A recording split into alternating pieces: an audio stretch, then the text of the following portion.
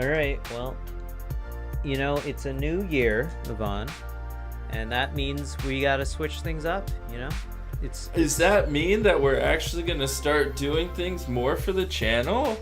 Well, since we That just depends hit... on my work ethic. It depends on Yvonne's work ethic, but I believe we just hit... How many subscribers? We hit 62 subscribers, Yvonne. That's two more than the last time you told me. Oh, yeah? Yeah, I give Yvonne weekly updates on our subscriber count, as it has actually recently been going up on youtube.com/hungovergaming, if we could ever get that URL. It's a new year, and that's really great for us. I'm very excited for our channel. It has been growing as of the last couple of months, and that means we gotta stick to it, Yvonne. We gotta stick to it. We can do this. All about stick-to-itiveness. Yeah, I know. Well, anyways, I just wanted to thank everyone else out there and all of our subscribers. I hope you guys had a great year watching our content, and this year seems like we're going to be putting out some more content, because that's what we do at Hungover Gaming. This is the Hungover Podcast, episode 97. You can get this podcast on iTunes, SoundCloud, and Google Play in audio form. You can get it in video form on YouTube, but you can also be part of the conversation live as we record it at twitch.tv/jujubesgood on Sundays, usually in the evening Eastern time. And we usually tweet it out, so you can follow us on Twitter. The links are in the description below. Yvonne, don't forget, you can send in your music for the gaming, what's it called? The Hungover Radio section of the podcast at the end. Look, we haven't done a podcast in a while because of holidays, I'm sorry. But yeah, you can send in your music if you'd like to gaminghungover@gmail.com, or send in any questions or queries that you have there as well. We check the email quite frequently. Yvonne, what are we going to be talking about today? Well, it's the new year. It's 2019. It's a year away from the momentous year of 2020, which means 2020 hindsight. Absolutely nothing. It means everything, Yvonne. I can't wait. Let's get this year over with. Come on. Well, before we get it over with, we've got some stuff that needs to get done. Everybody always comes into the year with new hope. New year, new you. Everybody wants to be a better version of themselves. And then by December, we're just eating potato chips in ice cream. But not even like chocolate-covered potato chips. Oh, okay. It's just because there were potato chips at the bottom of the bowl. And you're like, it's clean enough. Throw the ice cream in there. And then you just put ice cream in there. Man, I would probably be pretty good. Combining salty and sweet things typically ends up in a delicious thing. But then again, it could be wrong. You never know. True. It's I've never had it. It's like me and Laura, salty and sweet. Yes, that is the definition of your relationship, Yvonne. But, Yvonne, we start our podcast out every single week by asking each other, what have you been up to in the past couple weeks now at this point, because we haven't had a podcast in a while, and what did you drink during that time as well? So go back to the past before we go to the future. Of course. It's all about, we only have a frame of reference of the past. It's why we take pictures. It's why we write things down. It's why historians exist. But we always dream about the future. Wow. Not really. Very That's not philosophical. True. I've been reading some not philosophical things at all. So, Yvonne, what have you been up to, man? Thank you for asking. Yeah. I have been up to so many things. As we all know, Russian New Year is the biggest holiday in our pantheon of holidays. Yeah. So we did a lot of things in terms of making food and everything. All of that has been detailed in the past. Champagne that we had champagne, yeah. On New Year's, we had Chandon Brut, the Californian Moët Chandon version. Again, very good, pretty decently affordable champagne. It's like $20 or so a bottle. Pretty delicious, even on its own without the French 75 combination. I also had some, mums rosé. Is that what it is? Mom's Napa. Sounds good to me. Look, I'm Um, not very familiar with many vintners that make their champagnes, as I don't drink champagne quite often, but it's quite a delicious treat on special occasions. I totally agree, and the rosé was delicious. It is that hint of sweetness that you need. Doesn't give me heartburn, so it wasn't exceedingly dry, That's a surprise. which is Just great for me. And it fulfilled all we needed to celebrate Russian New Year's, bring in that Russian New Year's at the time. That's so great. the tradition at New Year's for Russian New Year's, the president gives their address to the nation How was just before Putin? midnight. How was He he? gave a very hopeful address, encouraging people to be friendly to each other and to help out their fellow man. He also said that in Did this Trump do time anything especially, like that? I don't think so. Yeah, I don't think so. But there was a lot of making fun of the fact that Americans think that Trump is controlled by Russians on Russian television. Like Nice. Trump has to come to meet with Russians in order to get his batteries checked and make sure that he gets out of the garage all neat and tidy. Anyway, it was pretty funny. I enjoy watching Russian television for the jokes. Well, cool. But at midnight, the clock in the Kremlin starts ringing out, and you have to drink your entire glass of champagne over the course of when the clock starts ringing. And you can't drink it all at once. You have to spread it out over the course of the things. And it's a difficult task every year. And every year I forget that it's coming until moments before. And every year I forget how to pace myself. Well, how do you watch the stream at a delay, or do you guys just start in the middle of the day? When is midnight? I don't know. It's an 8-hour difference, and we have a 8-hour live difference. stream that's 30 seconds behind. Well, also This- Russia spans many time zones, right? Yes, So but how we watch do the they- Moscow New Year. It's Moscow is what everyone usually watches in America, at least. Yeah. Or at Even least in you Russia, guys. I think the president's speech plays on the the national broadcast at during Moscow time. But this is a good point. Maybe it cuts into whatever programming it is based on regionally. So it's pre-recorded, obviously. Putin's not standing there in front of the Red Square at midnight. He's off gallivanting somewhere doing Putin things. But no, I guess everybody has. That's an excellent question. I'm not positive. We were watching I it just based on asked Moscow time. Okay. Because that's where my family's from. So. Yeah, so you guys, they're 8 hours ahead, so you guys did it at 4? Yeah. Around? Okay, that's awesome. Down to bottle of That's champagne. so much around better 4 than what we between do. 3 people. And you guys just go then to we sleep just at slept. 10. No. Yeah. Instead of video games, I have Yeah. news about board games. Cool. I played a series of board games, but the most important one I'm going to talk to us about, because this is the media that I was consuming. I didn't have access to any kind of video gaming Yeah. while I was in Ohio for New Year's, or even Buffalo for Christmas. Oh, it was such a whirlwind of travel. But Historia. So Historia is a board game, which is very much like Civilization or Age of Empires. It's like a Right over up the your course, exactly. So over the course of time, you're developing your civilization. It's very much truncated in terms of how difficult it is, in terms of resource management and all that stuff. So people have played Settlers of Catan before or something like that. It's not that difficult in terms of resource management, but there's a lot more actions that you can do per turn. It's a really, really fun game. The rules take forever to learn.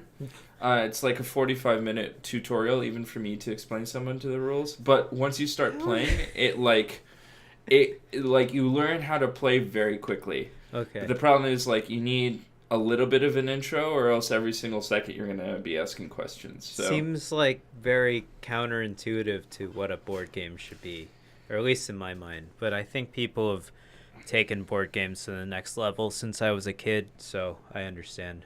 This ain't no Monopoly, but it does take about 2 hours to play. Okay. It takes Even though there so are 3 hours only because 12 you turns. gotta. First time you Great. play, yeah. But the second time we played, we got it down to an hour and a half. That's between when Laura and my mother and I played. And I got Laura and my mother to play, which is awesome. Mm-hmm. And they were actually wanted to play a second time. It wasn't like I had to drag them through the game the first time. Like once they got a grasp on it, they had a good time. Yeah, no, I can imagine it's a pretty fun game. I think people would be into that type of game and like games like Civilization and these more, a thinker's game, if you will. Video games, if they gave it a shot, just give it a shot. These games are really fun, and people have a lot of fun playing them. I think it's been a trend on like YouTube channels to do more board game videos and stuff like that. So I think people will come around to some of the more complex board games. Like there was this whole D&D craze that I know a lot of the content providers I was watching. Well, I'll tell you, it wasn't in YouTube Rewind. Neither will we. Hey, all right. So, Yvonne, what else did you do? That sounds like a lot of fun. So yeah, I did a lot of family stuff. And did you recharge your batteries? No. Not in the same way that Trump recharges his batteries when he goes to Russia. I mean, just in general. Not nearly the same. Did you get some sleep? A week? No. Yeah, actually, I did a decent amount of sleep, but I need like a week alone with like nobody talking to me except for when I want them to. Mm-hmm. That would recharge my batteries fully, and just like access to Overwatch. So I guess you're gonna be tired for the entire 2019, just like you were tired for the entire 2018. 2 years of being tired. Doesn't that suck? It really being an adult sucks.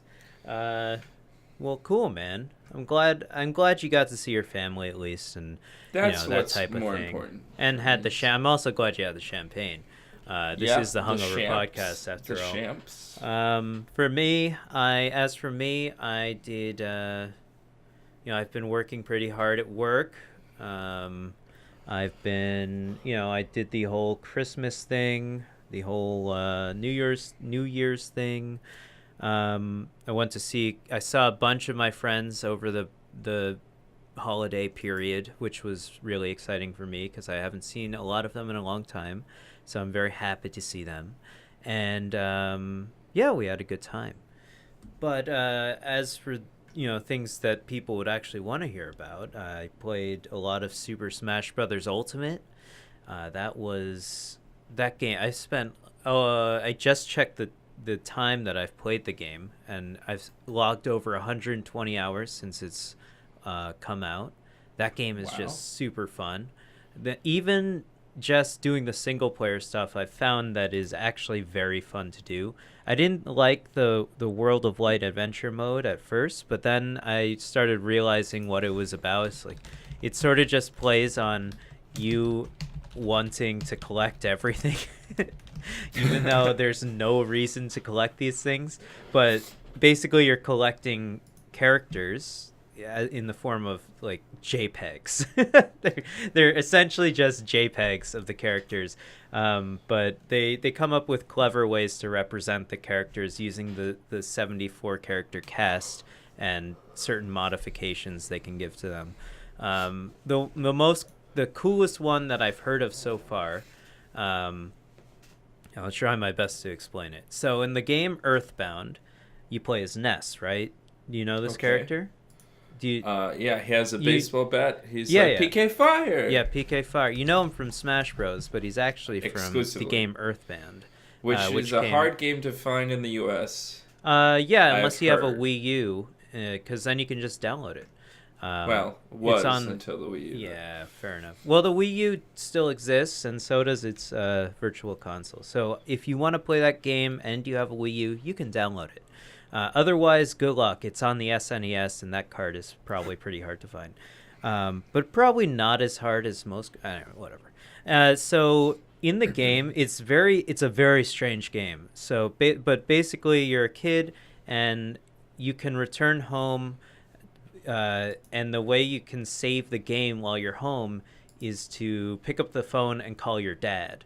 And you never see your dad in the game because he's always working, and he always tells you to like save your allowance and like dad things. Like it's weird. It's a really weird game, and basically one of the spirits is Ness's dad in the game. So the way they've represented this character is by you fight Snake, Solid Snake, but he's invisible, and the spirit and the spirit's the spirit's picture is a phone. So it's pretty funny. Anyways, they come up with clever things like that to represent different characters in the game, and I think that's must have taken forever because there's a million of these stupid little spirits to collect. But it's addicting, and I like the game, and people have been blowing up. There's so many tournaments already for the game. Like the Smash community is totally latched onto it. Even Melee players are making the transition over to Ultimate slightly. They're playing both games, obviously. They'll never give up Melee. And I'm really happy about that. I think that's awesome. But yeah, and of course, there's drama in the Smash community because they're like all a bunch of babies. Fucking noobs. Anyways, I've been playing that. I just recently picked back up Into the Breach.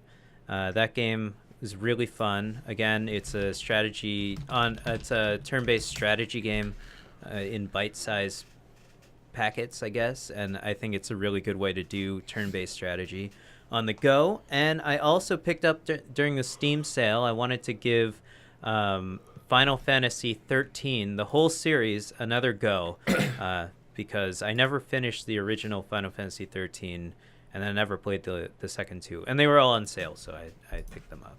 And I gotta tell you, not as bad as I remember. These games aren't half bad. They're pretty fun. I don't think Final Fantasy 13 was that bad. Yeah, I don't think so either. It's not that bad. It's certainly not as good as some of the other Final Fantasies. What makes them worse or better, by the way? Characters, story, mechanics. Those are the three things Final Fantasy comes to mind. What people didn't really like about Final Fantasy 13 was how linear it was. You're basically just walking down a hallway the whole game, and you come into encounters, and then the story moves on. That's pretty much the gameplay of the game. That was fine by me. Let me tell you. After playing Divinity Original Sin 2 for a while and just being so annoyed with this quest system, I'm just... I'm carrying around... There's a little chicken that hatched. Oh, God. It's a void chicken. So it's like half chicken, half demon, but it has its own health bar, but it's not an ally of mine, so I can't even see it unless I mouse over it, and sometimes just world environment can damage you, and so it's killing the chicken and I don't know. It's a real problem. Well, anyways, Yvonne, it was also this chicken, too much. I had some chicken for dinner tonight. Hey, there you I go. had pork. It was also my mom's birthday on the 2nd, and so we opened up a bottle of wine that was 18 years old. Well, I guess 19 years old at the time. So yeah, when my parents were still together, they purchased I think two cases of this wine. They're Margaux. It's a very French grape, I'll tell you that much. Chateau Prieuré Le Chenet. I remember going to get this wine with my parents in the year 2000, and they kept the wine for a very long time. And now we're finally finishing up the batch of wine at very special occasions. So they split up the wine when they split up, so I have this reserve of wine in 2 different places in the city, secret places so it was It's a really like it's not dry, which is surprising based off of the flavor profile. Um, it's like a lot of dark red currants and like blackberries and like very dark fruity flavors, that kind of flavor profile, a lot of dirt, that kind of stuff. Terroir, that kind of stuff in the wine. But it's not that dry. But I have to say, we tried one maybe 2 years ago, and it was a lot more intense. So I think we need to finish up this wine soon, because it's losing its flavor. It's becoming smoother, I suppose, if you think about it, but it's not as intense of a flavor as it once was. So that's, I think, a really cool experiment. If you have the money, do some research and pick up some wine now, and then over the course of the next, make sure it's a good bottle of wine, right? And then over the course of the next 10 to 20 years, open up a bottle, right? And figure out what the difference in flavor was, or at least the difference in flavor that you remember. Probably all taste the same, and we just think it tastes different. Anyways, that's wine for you. I think wine can really change. I think it can too, but I think it's difficult to remember the flavor unless you associate with something really I think it can be difficult to remember a flavor accurately, even like half a year ago, I think. But totally I could be wrong.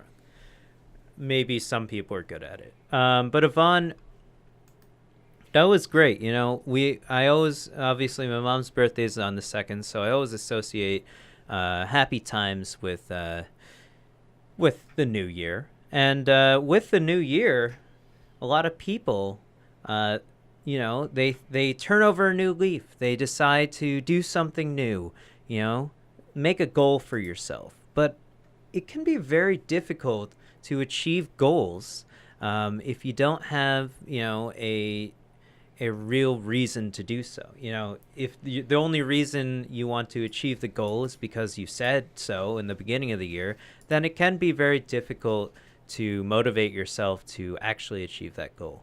And of course, we're talking about New Year's resolutions, I suppose. But Yvonne, do you have a New Year's resolution? Do you have any goals you want to accomplish this year? Several, my dude. What are they? Okay, well, here's the list of things. So some of them are quite tangible. I have felt disconnected with my body. Mm-hmm. I am fat. Nah. Fatter than I have been in a long time. I only ever see above your shoulders, so I have no idea, man. I measured my weight today. Over the holidays, I'm thankful to say, I only gained 4 pounds. Nice. That's actually impressive. I think I gained a lot more than that. I actually exercised over the holidays. Cool. And my mom got me this set of resistance bands, so I can even do some workout at home. And today, I was later to the podcast because I went to the gym, and then I went to the grocery store and cooked. But nice. I went to the gym on a Sunday. Ha-ha! So one of my goals, as everybody's goal is in the new year, especially after eating all that shit, is to lose some weight. But I'm not only going to do that. I'm really going to seriously figure out, based on where I will be within the next year, which is hopefully I'll know soon. Sooner physically? Than later. You mean physically. Where you're living? Yeah. Oh, okay. I'm going to sign You guys up are moving? For some sort of... Not clearly. But Laura's applying to grad schools, so based on where she goes to grad school, we might be moving. Oh, wow. Whoa. That's crazy. Nice. Yeah. That's exciting. Some of them are overseas, and unless we get married, it's not going to happen. So we'll have to figure it out. But I think moving in the new year is probably a really good way to accomplish your goals. See, that's true. And then I'll have to get to know area. New people, new things, and I think that part of what I want to do is get in touch with my body. The other thing is I want to make more friends and be a better friend to the people that I've been friends with. And this is not something that has as many like obvious benchmark metrics Yeah, right. as like to all my friends who might, watch this or whatever that I don't talk to regularly. I'll be seeing you soon. I will. I really want to I really want to start being a better friend. Over the course of like the last basically since I got back to Syracuse, it's been like a lot of different things that have prevented me from being like a super, like, I'm gonna reach out and be a better friend kind of person. And then I go through these bouts of like things aren't going well in my life, and I don't want to necessarily like talk to people when I don't like have a job, or that I'm like, my job's awesome and I feel super successful. So when I don't feel super successful, I tend to not reach out and avoid people. I don't know if that's a common thing. I think that's probably common.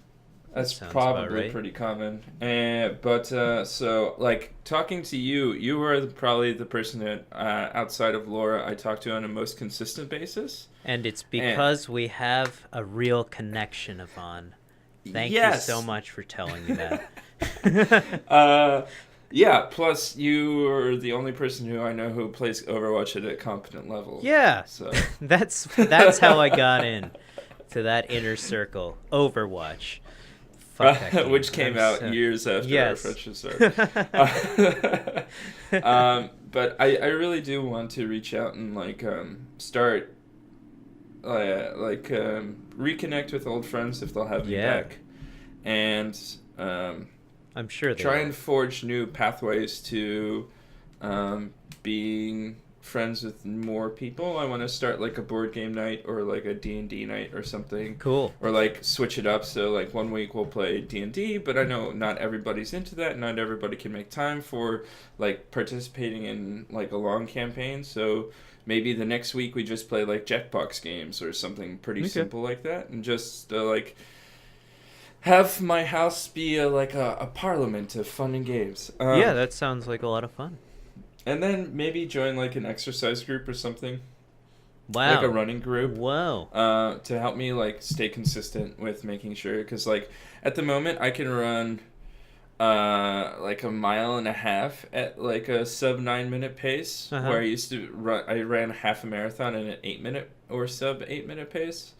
So like I'm really far off from where I used to be. Yeah. So it's just about being consistent, getting back to a place where you can you'd be surprised how quickly your body will adapt. Like the first couple of days are gonna suck, but you'd be surprised how quickly you can get back into a routine, I think. Yeah, for me it's just like being able to go to the gym when I don't like have a student schedule, so I have to balance like work, which is kind of erratic in terms of the hours that I get. Like I don't have work Monday, Wednesday, Friday from 6 to 7 or whatever. I work this week. I have very set schedule.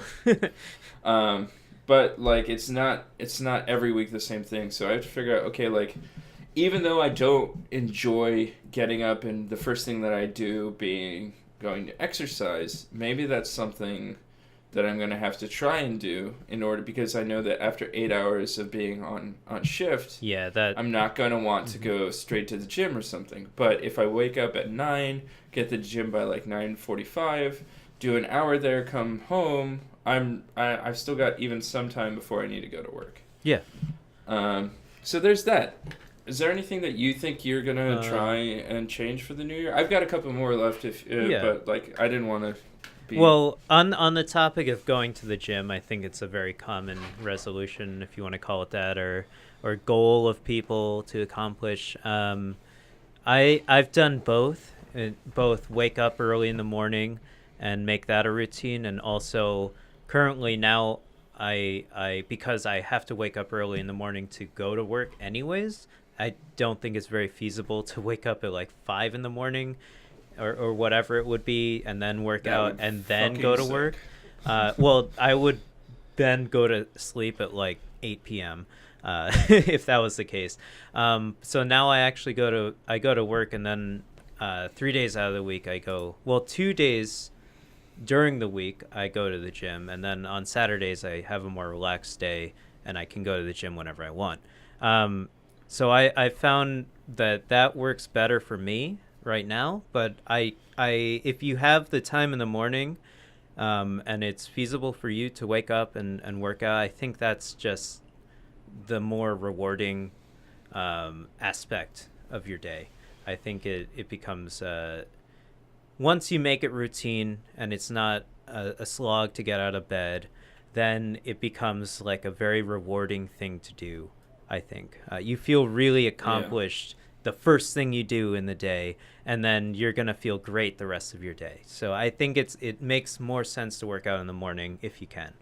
I wish I could. But it's always nice to get one thing done on your list of things that you want to do to the day, just like early. Just like get it out of the way. Mm-hmm. Because that will make it like, no matter what you do at work, because there are days at work that you work and work and work and work and work, and it just seems like nothing ever is like finished, right? You're always like putting in, so you've gone from 20% to 60% of a project being completed, or even less, but you're not necessarily finished with whatever you started that day. But at least if you finish something in the morning, you're going to be like, hey, I did something today. Even if I do nothing for the rest of the day, I did that thing. Yeah. On my side of things, my goal is strictly I have two goals. So I mean, aside from losing weight, we all want to lose weight, right? But so my goal is to graduate with my PhD before the end of the summer. I think I can definitely do that. It seems like my boss is encouraged. It feels invigorated to help me along in the process and help me out with my project that I'm working on right now, so I can finish up. And there's a lot of time before the summer, a good 6 months at least. So I think I can do that. And then my second goal is I actually just sent in an application to the International Culinary Center in New York City. I paid the application fee. I'm not excited about that. But and I'm not excited about paying for tuition and all the stuff. But so my goal is I will probably no doubt get in. It doesn't seem like it's very difficult to get into culinary school. You just need to have graduated high school and have letters of recommendation. But my goal is to figure out how I'm going to pay for it. And I think I mean, I can apply for scholarships and financial aid and things like that. And I do I've been saving up a lot of money over the past 5 years actually. So I think I can probably pay for it all. But I need to figure out how I can live while I'm doing it. So I need to figure out logistics. I probably need a second job. I'll be going to classes from 9 to 3, and then I can work at night, I hope. But I think probably I'll end up teaching at City College, which is where I go. Chemistry at night, probably, maybe a couple days out of the week. I'll probably have to be working my ass off it's a 6-month program. So my goal is to get in, start going to classes, and live comfortably. So that's my goal. And I think I can do that. I believe in you. I've set, a schedule of things to do. And I think that, so I think this is where we differ, Vaughn. When we set goals, or when we have deadlines, or when we have deadlines, actually. I didn't mean to say it that way, but absolutely. And I don't know, it must be a differing in upbringing somehow, even though your parents are probably pretty strict or something. I don't know. I feel like they are.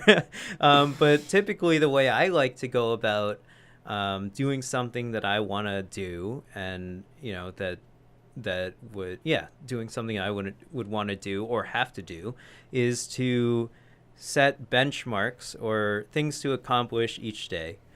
towards that eventual goal. And as long as I accomplish that thing each day, then I know I've made all the progress I need to do during the day, and then I can stop worrying about it. It's no longer a thing. Sure, I can think about it, but it's no longer a thing that's on the back burner in my head that's constantly bugging me. I should be doing this. I should be doing this, because I know I accomplished what I needed to accomplish during the day. So yeah, that's typically how I think about accomplishing things. But it seems like you have a different approach. Yeah, I'm just kind of like sole focus on one thing at a time and just like get it all done at once. Right. And then I can't really focus on other things at the same time. I'm not as good as I am at having like multiple screens and knowing what's going on on every screen. I'm really bad at balancing major projects in my life. Generally, one thing will take vast precedence over other things. Like, if it requires multiple steps, then I can manage all of the steps for that one given project. So, like, at work, if I was doing stuff with students or something, like, I can manage building a lesson plan and having something else administrative, getting all that, done at the same time. But, like, then thinking about how much do I need to focus on, like, going out and running the next day, or running that day, or going to the gym. Like, I can't balance these thoughts. It's just like my focus is 100% into one thing, and I can't like learn how to balance out. So when I was in high school, my dad, speaking of strict parents, my dad once like forced me to like build out a minute by minute schedule. Oh my god. Of like my week. He did this after I got a B, I think, in math, so I was grounded. So I had to do this for I had to do this 4 weeks in a row. I did not follow at all the schedule that I had built out for myself. And it's never been something that I'm very good at. I'm good at like everything all at once. It's very difficult for me to come back to something after leaving it for some time and knowing like what I'm doing. Something as simple as like Divinity Original Sin, I hopped back on because like, oh, I remember like being super into this game and like just wanting to play this game. And then I hop back in and I'm just like, I have no idea what quests I'm doing. I don't know what the organizational pattern is. I didn't leave notes or hints for myself. Well, that's common for RPGs, man. It's difficult to leave an RPG for a long time, even like 2 weeks, and then jump back in. So I don't blame you for that one. But something as easy as a video game, which is just like pick a direction and go in it. Yeah. Is it makes like it's representative of like just essentially all of the things. So it's one of the things that I need to learn how to do is to balance out projects so that I'm not just 100% focused on like, okay, in this 3 months, I'm only devoted to getting my body in shape. In this 3 months, I'm devoted to getting back to reading. I'm really going to have to work on balancing out cooking at home, working 2 jobs, wanting to go to the gym and get myself thinner, wanting to read more and get myself more knowledgeable about the world, and balancing out in a way that doesn't seem like stressful or being a better friend, stressful or overwhelming. And it's just like taking it in small chunks and being able to like be satisfied that I'm not finished with something. And the thing that you said, which is like really, I think it's really important in that not a lot of people can be satisfied with like, I have put X amount of time and work into this project, and it's the only, like, it's enough time. I know that I can finish it, and this is all of the time that I need to, and I can be satisfied with that. And it's not finished, and I might not be, like, satisfied even with how much results I got from the work that I put in, but it was the work that I was like, I have to do this. I didn't get the results I needed, but it means I can do things later. But it's not like burn yourself out. It's really hard for me to to Yeah. be satisfied with that. And like from things from college to like on this channel where I just burn myself out really easily because I'm just like get this all done all at once all the time, and it's really hard for me, and I really want to learn how to balance it all out. And I think having like 4 or 5 simple but life altering goals can help to teach that in a way, and be satisfied with like, today I'm only reading 40 pages, tomorrow I can read 100 pages, but like I'm doing half an hour to an hour of reading a day. Right. No, it's pretty important. I think maybe it could help. I don't do this personally, but I think a lot of people do, is writing things down, keeping a schedule book, something like that. Doesn't have to be an actual planner or whatever. Those fucking nerds, who needs that?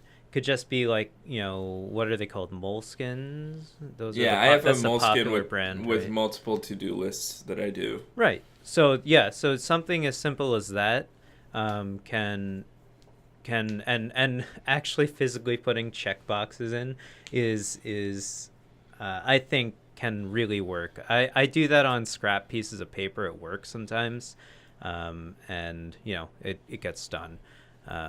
But maybe that's just me. I don't know. I think that it can be a useful thing to do. So maybe that's something you would want to do. But it seems like you already have a to-do list.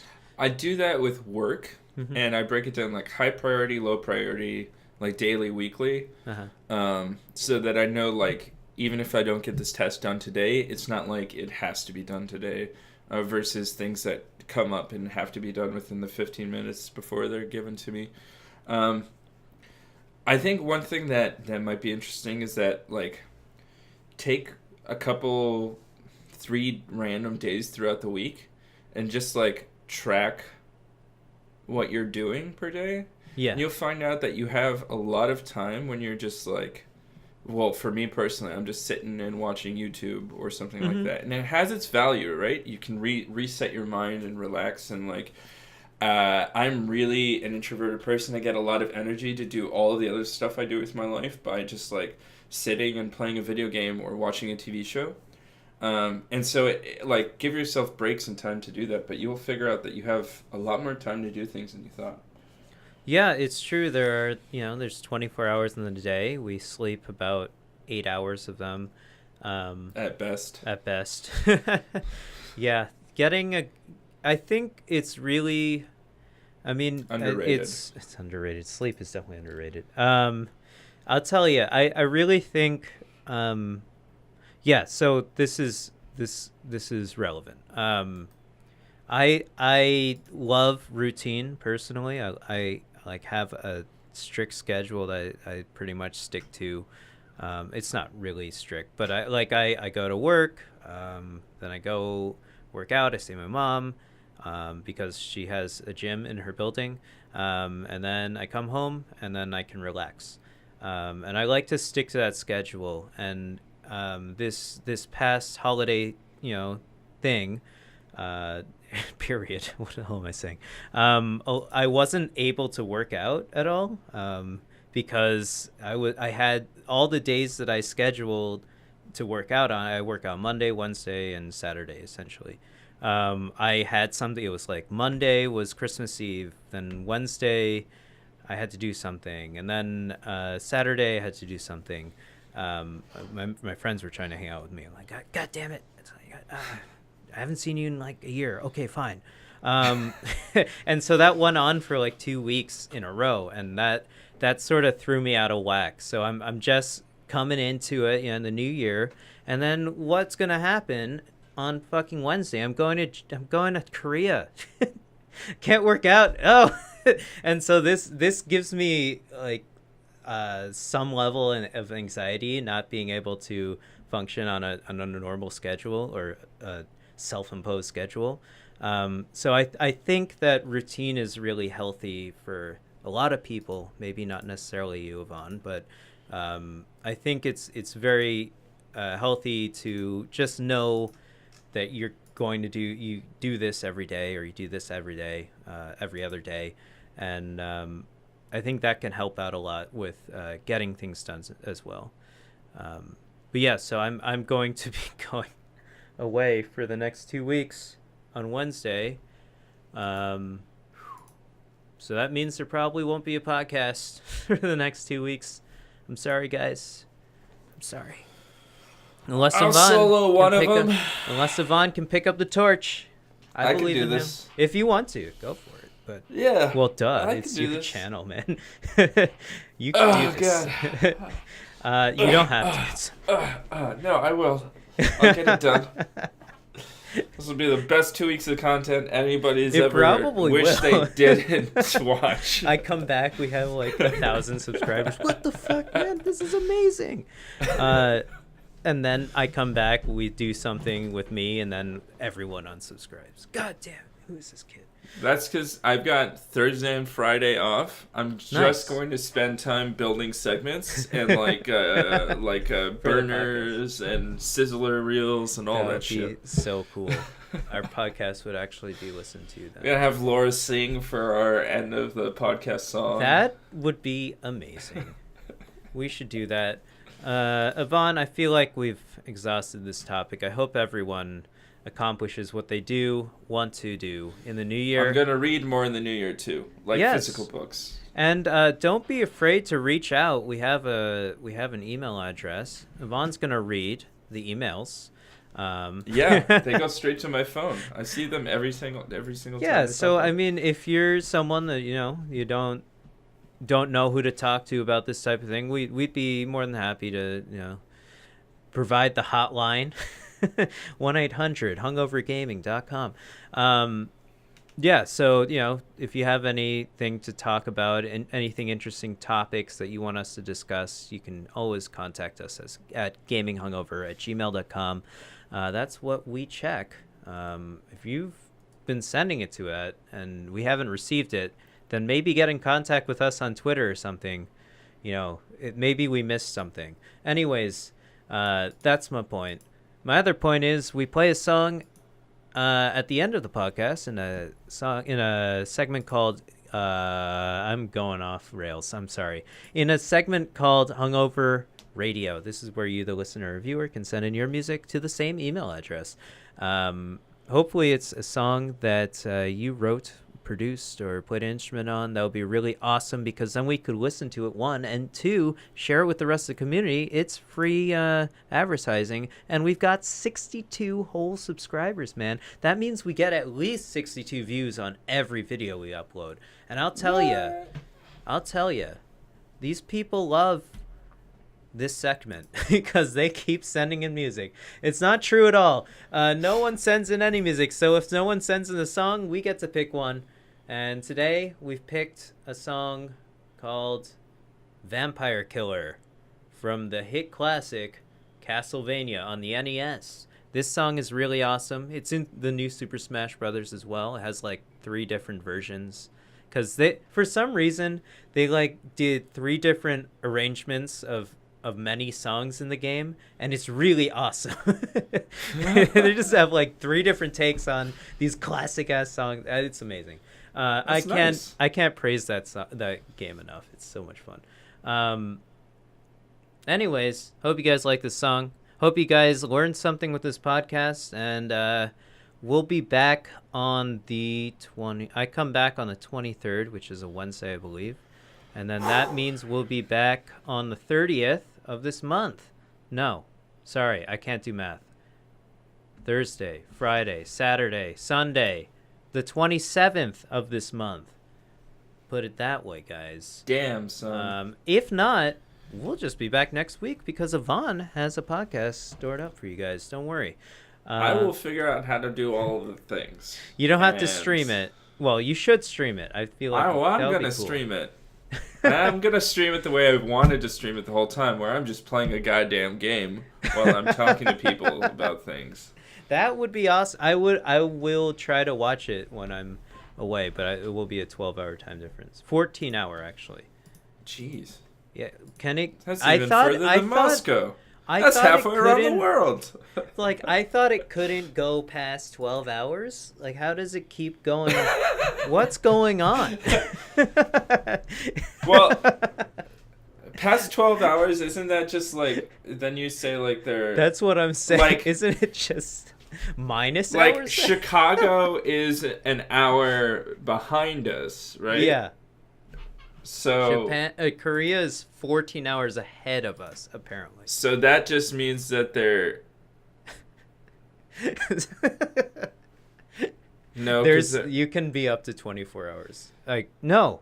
No, because, like, okay, does that mean that Chicago was 23 hours behind us? Why did we not talk about this before? It's because time doesn't make sense. It doesn't matter, guys. It's a new year, but it's just another day, guys. All right? So I hope you guys do what you gotta do. All right. See you soon. Goodbye. Bye. I had to blow my nose. Sorry, everyone. Bye. Goodbye.